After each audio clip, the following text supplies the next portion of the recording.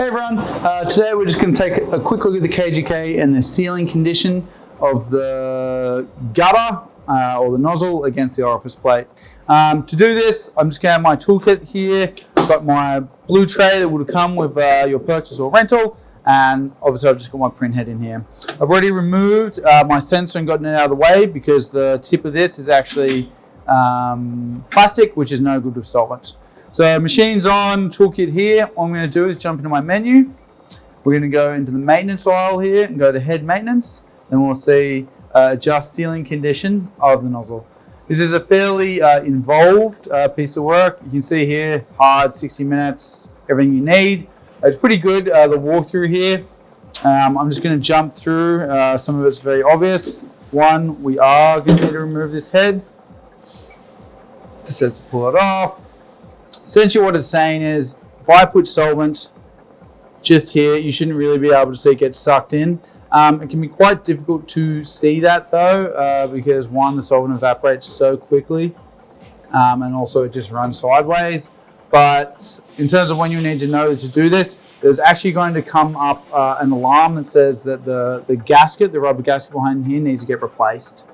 And that's a dead killer. And you can see here, when the applied solvent is absorbed, it's not necessary to adjust. So if it just sits there, I personally have never seen it just sit there perfectly like that, so I find this difficult to use.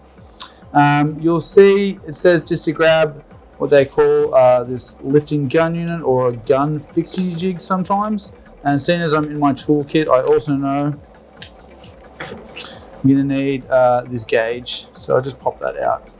Now I'm just going to take this, and I'm just going to push this gently in here. You can just see that flat edge is locked, and now I've got raised this whole head up. Just pop these tools back in here. I'll just move them down here for a moment. Cool, you can just jump through here. First step, I'm going to reduce the pressure. It's going to tell me to extend the gutter all the way out.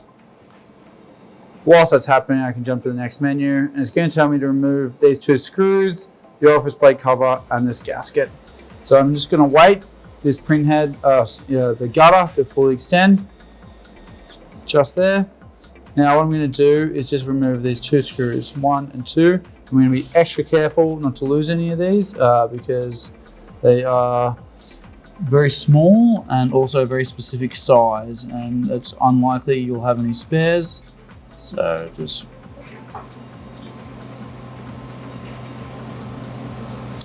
now I am going to put my screws just here.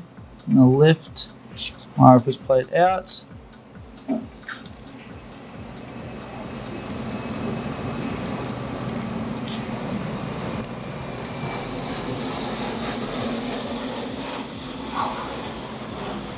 Cool. So screw 1.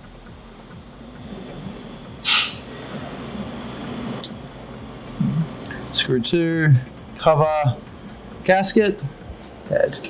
And we'll just jump through. So, I'm actually going to see here, so you're going to say loosen the screw on the gutter using a screwdriver.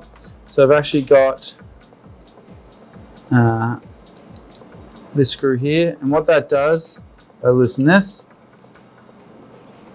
It's actually the entire, the physical position of the gutter against this orifice plate. Backwards and forwards, backwards and forwards. And I'm just going to leave that loose for now, and I'm just going to, you can just see I can actually move this again, just backwards and forwards. Loosen the screw, I've loosened and closed the gutter. And you'll see I'm going to bring this in, and essentially what I'm trying to do is bring this gutter as close as possible to this orifice plate here. Now, I had this plate, and this is a gauge, and the thickness of this piece of metal here is actually the distance that I want between my gutter and the orifice plate. So we'll just jump to the next menu. Lo and behold, it says pull this out. So insert the clearance gauge between the gutter and the nozzle to this point here. You can see right now, obviously because I've loosened this, that there's a massive gap there. So what I'm going to do is have this resting gently here. And I'm going to bring Just going to pull this back until my gutter's sitting quite close to there. Now, if I pull on this right now, there's a little bit of pressure there. The perfect level is it essentially, I don't want it to be, it's a very sensitive tube this, and it's a very tiny piece as well. So I don't want to jam it all the way back because I'm going to bend this gutter out. So I'm going to very gently just pull this back. And you can see right now, there's a little bit of pressure here. I don't want it to be loosey-goosey. So if I can visually see a gap between those two, it's no good. But again, I'm just going to hold this gently with my thumb here.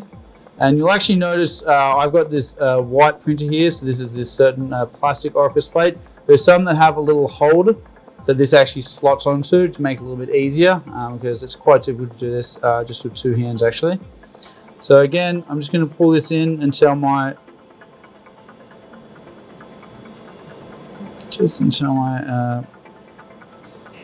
plate sticks. And essentially what I want is just a little bit of pressure there where this can almost hold itself in there, but there's still a bit of flex there. Again, I don't want to cram it in because that's bad practice. Once I've got that in the position I want, I'm going to tighten that off. Just see nice gentle pressure. I can still move that back, but it's kind of firm there. Now I can remove this, and again, I'll just make sure this is nice and tight. Now we're going to jump through to the next section. Where's the inflow of the gutter? I'm just going to jump through. So this is actually getting us to do the ink stream alignment, which we've actually got another video for. So I'm not going to do that in this instance. What I am going to do is just show you something else, which is not showing you here. So on my orifice plate here, I have, let's extend my gutter out a little bit here. This is my orifice plate, and I'm not sure if you can see it, but if you're doing it in person, you will. There's actually a tiny little hole there that is the dead center of this. I need this gutter, when it's aligned, to be on the vertical position, dead in line this direction, and side to side, dead in line with that hole. So the center of that hole needs to be in the center of my gutter here. And then once I've aligned that, then I should be going to the next step in this menu, which is the extreme alignment. So for me to actually test that, I'm actually going to bring my gutter all the way back. And now the best way to do this is I've got two little screws here. They're called a Torx screwdriver. And if I have a look in here, I should have another tiny screwdriver.